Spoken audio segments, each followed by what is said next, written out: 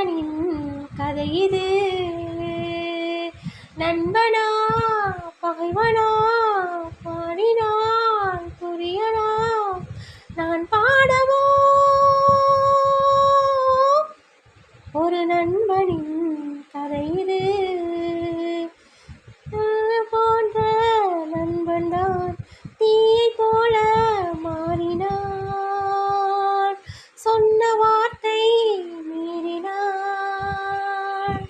தென்றல் போன்ற நண்பன்தான் தீயை போல மாறினான், சொன்ன வார்த்தை